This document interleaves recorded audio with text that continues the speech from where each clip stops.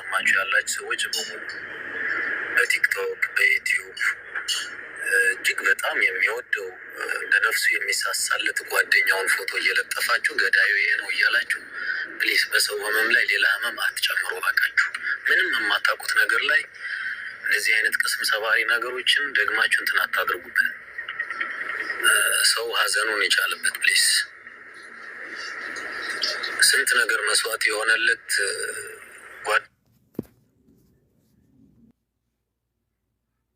ለዩቲዩበሮች ማስጠንቀቂያና ከባድ መልእክት አስተላልፏል ማለት ነው። እሱም ምንድነው? እናንተ ለዩቲዩብና ለተለያየ ለፎሎወር ወይንም ለቲክታክ እያላችሁ ሰውን ከሰው ለምን ታጣላላችሁ? የማታውቁትን ነገር እንኳን እናንተ እኛ ገና ምንም ነገር ያላወቅነውን እናንተ ከየት አመጣችሁ ነው? አንዴ ጓደኛው ገደለው፣ አንዴ ያጎቱ ልጅ፣ አንዴ ወንድሙ፣ ከዛ በመቀጠል ደግሞ በሴት ነው እየተጣላ እያላችሁ የምታወሩት ከየት አይታችሁ ነው? ሲል እንግዲህ ከባድ መልእክት ለዩቲዩበሮች አስተላልፏል ማለት ነው። እና እንግዲህ እኛም ያወቅነው ነገር የለም አይደለም እናንተ ይቅርና፣ ስለዚህ ገና በህግ ላይ ነው፣ ህግ ይዞታል። ህጉ ካለቀ በኋላ የምናቀርባችሁ ወይም የምናካፍላችሁ መረጃ ይሆናል ብሏል ማለት ነው። ብሬክስ ሀበሻዊ እንግዲህ ከመግቢያ ላይ ትንሽ ቀንጨብ አድርገን አይተነዋል። ማለት ቪዲዮ ረዥም ነው፣ ነገር ግን ያው በዩቲዩብ የሰው ቪዲዮም ስለማይፈቀድ ዝም ብዬ ቀንጨብ አድርጌ ነው ያመጣሁት ማለት ነው። ነገር ግን እንደዛ ብሏል ማለት ነው። ምክንያቱም እኔ እኮ ከየት እንደምታመጡት ግርም ትሉኛላችሁ ማለት ነው አንዳንድ ዩቲዩበሮች። እና እንደውም እንግዲህ ቲክቶክ ላይ የሚያየሁት ቪዲዮ ምንድን ነበረ? የገደለው ያጎቱ ልጅ ነው። ስለዚህ በቤተሰብ ሊታረቁ ስለሆነ ለዛ አሽፈንፍነውታል ምናምን ምናምን ምናምን የሚልም ወሬ ነበረ ማለት ነው። ስለዚህ ቤተሰብ እንግዲህ የብሬክስ ሀበሻዊ መልእክት በዚህ መልክ እንትን ብሏል ማለት ነው። ሰላም ሰላም፣ ውድና የተከበራችሁ ቤተሰብ እንዴት ናችሁ? ደህና ናችሁ? ሰላማችሁ ይብዛ በያላችሁበት የዓለም ዳርቻ። እንዴት ናችሁ? ደህና ናችሁ? ውድ ቤተሰቦቼ እንግዲህ ዛሬ የመጣሁበት ማለት ነው ብዙዎቻችን የሰበረው ማለት ነው የብሬክስ ሀበሻዊ ወንድም ወይንም የቅርብ ዘመዱ እኔ ወንድሙን የቅርብ ዘመዱ አላውቅም፣ ብቻ ድሮ ጀምረው አብረው ናቸው፣ ዘመዱም ናቸው ይባባላሉ። ወንድም ነው አላውቅም ዞሮ ማለት ነው። ብቻ መወለድ ቋንቋ ነው። በጣም ደስ የሚል ፍቅራቸው በጣም የሚያስቀና።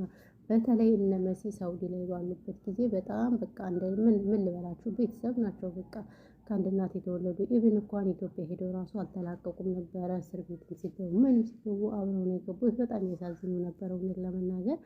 ያው አሁን የተለያዩት ማለት ነው። እና እንግዲህ በሱ እልፈት ሁላችንም ተሰምቶናል። ለማመን ራሱ የሚያቅትና የሆነ ግብዳ ነገር ነው ማለት ነው። ምክንያቱም እንግዲህ ይህ ልጅ እንዳልታመመ ሁላችንም እናውቃለን። ስለዚህ እንዴት ወዴት ምን ሆነው ብለን ብዙዎቻችን ተወዛግበን ነበር ማለት ነው። ነገር ግን እንግዲህ የኢትዮጵያውያን የሀገራችን መገዳደል የሀገራችን እንትን ማለት አልበቃም ብሎ አሁንም በሰው ሀገርም ደግሞ አላርፍም ብለናል ማለት ነው። አርፈን መስራት አቅቶናልና ስለዚህ እንግዲህ ይህ ልጅ በጩቤ እንደተወጋ በጣም የተለያዩ ሚዲያዎች እየወጡ ነበረ ማለት ነው። ነገር ግን በጣም ይከብዳል። በጣም ነው የሚያሳዝነው የእውነት። ቢያንስ እንኳን መገዳደሉ በሀገራችን ቢበቃ ምን አለ?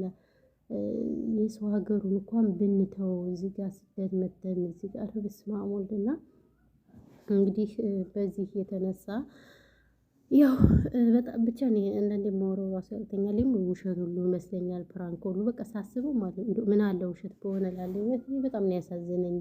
እሱም ያሳዝናል፣ ብዙ ተንከላቷል። ከዛ በመቀጠል ይቺ ሚስትየዋ ራሱ የምን ቃል እንደሚያዝናናት አላውቅም። የእውነት ገና በለጋ እድሜዋ ነው እንግዲህ ይሄ ልጅ እውነት ለመናገር አሳደጋት ማለት ይቻላል። ለረጅም አመት ነው አብረው የሆኑት። ደስ የሚሉ ጥንዶች ነበሩ። ባይዘው ልጅ አለው መሰለኝ አይደለም ልጅ አለው እያሉ ነው አላውቅም። እንግዲህ ያሳዝናል። ይሄን ልጅም እንግዲህ ካለ በጣም ነው የሚያሳዝነው ማለት ነው።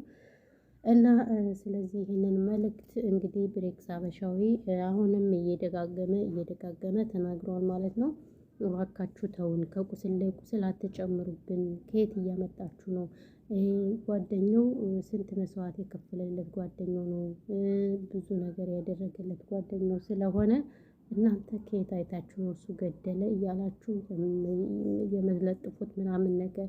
ከዛ ባሻገር ደግሞ በሴት ነው የምትሉስ፣ ለምንድነው በሴት የሚጣለው? እሱ ባለ ትዳር ነው ምናምን ነገር ነው ያለው እንግዲህ። ስለዚህ ያው ገዳዩን እኛም አላወቅንም፣ ነገር ግን የሀገሩ ልጅ እንደሆነ ቀንጨብ አድርጎታል መሰለኝ ማለት ነው። ኮሚኒቲ ላይ ባይዘው ጥፎ ነበር ማለት ነው። ኮሚኒቲ ላይ ማየት ትችላላችሁ ማለት ነው፣ ማየት የምትፈልጉ ሰዎች እና እንግዲህ ያለው ነገር የብሬክስ ሀበሻዊ መልእክት በዚህ መልክ ተጠናቋል ማለት ነው። ስለዚህ አንዳንድ ሰዎች ያልሆነ መረጃ የምታወጡ ሰዎች የምር ከዚህ ድርጊታችሁ ብትቆጠቡ መልካም ነው ብዬ አስባለሁ። በዚሁ አጋጣሚ ያው መሲም እንግዲህ በጣም ታማለች ማለት ነው። የኔ እናት ያው ብሶትም አለባት፣ እሷማ ብሶትም ስላለባት ያው ብሶቷም እንትን ነው ማለት ነው።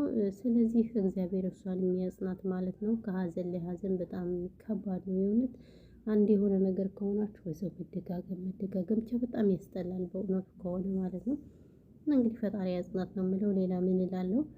እና ያው እንግዲህ ዛሬ በድመት መጥቼላችኋለሁ። እናንተ እቺ ድመቷ ማለት ነው ወደ ቤታችን አሉ እንስሳዎች ማለት እና እንደ እንስሳ እኮ ሔዋን የለም። ስቀመጥ እኔ እዚህ ጋር ወንበሩ ጋር ነው የምቀመጥ ማለት ነው። ኩሽና ነው ይኸው ጫማ የራሱና ትመጣና ትቀመጣለች ከእግሬ ስር ምናምን እያታውን ደግሞ እኔ ተቀመጭ እኔ ወንበሩ ላይ እኮ ተቀምጫለሁ። እንዴት እንደተቀመጠች ስታሳዝን አያችኋት ወይ?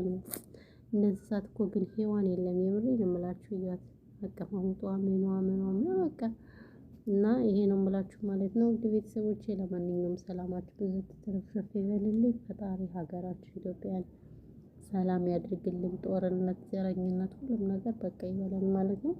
ያለው ነገር ሀገራችን በጣም ከባድ ነው። ቤተክርስቲያን አባቶች እየተገደሉ ብቻ አሁንማ ከአቅሜ በላይ ራሱ ወደ የማወራው ራሱ አቃተኛ ነው የምላችሁና ለዚህ ነው።